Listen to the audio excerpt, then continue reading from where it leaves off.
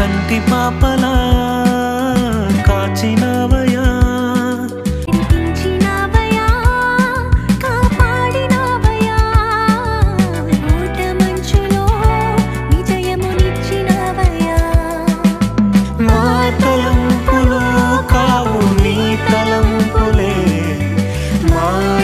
జీవితాలలో జరిగించినవయ్యా మా ఊహలే కాదు నీ ప్రణాళికే మానక సమయానికి నెరవేర్చినవయ్యా